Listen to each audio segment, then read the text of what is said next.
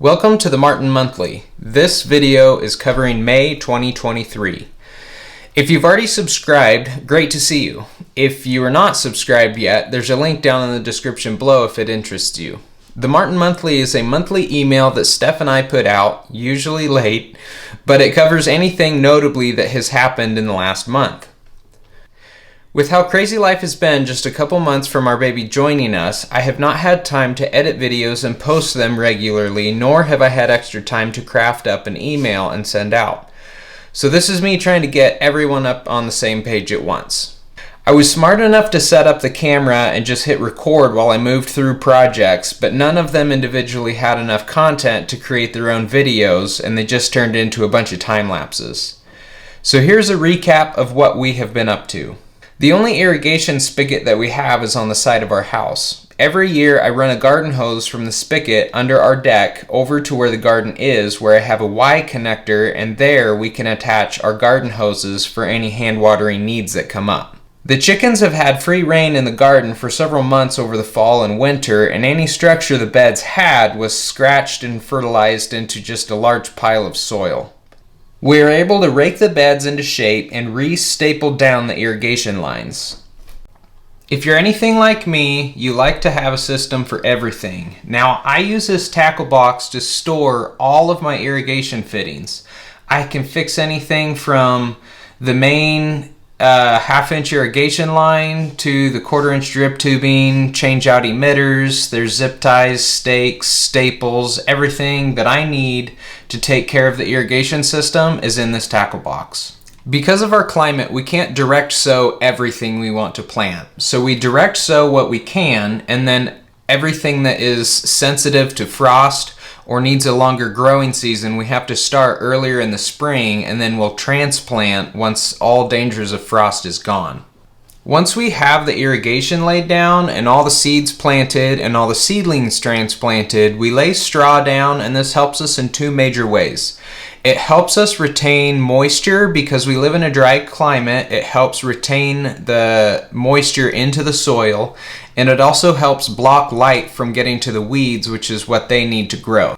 So one of my summer projects is to be trying to grow the largest petunia baskets that I can. I've done a little bit of research on this the last couple of years, but this is the first year my schedule allowed purchasing and planting them. There's a pretty strict fertilization schedule that uses 4 different components, and I'll share more about that later this year if it does well, but you can see us here planting the 3 different baskets, and we're starting the schedule to see how large we can get them to grow. Okay, let's jump through these last few projects a bit quicker. I spent about 2 hours string trimming behind our house up on the hill as a fire break for this upcoming fire season. I have seen this grass burn before, and so I'm putting in precautions so that if anything was to happen again, at least the area behind my house and a couple houses on either side of me would not be consuming our attention at that time. I also spent some time string trimming around at my garage just for general landscaping, just to make it a bit better. I was able to pressure wash the truck. It had been a long time since I cleaned the truck. We only washed it a couple times in town over winter time, but even then it did not do a great job with how much mud was on the truck. So I did a good pressure washing and vacuum and got everything all clean in there.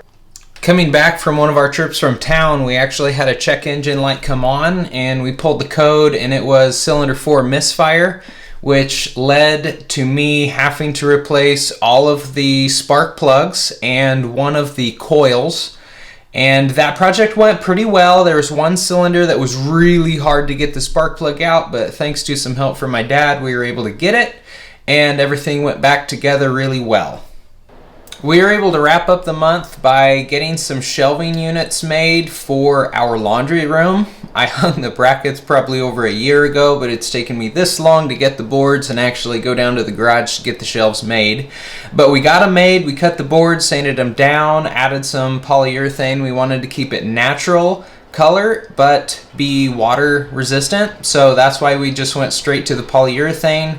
Then we were able to get the shelves installed. Then Steph was able to get the shelves set up exactly how she wanted.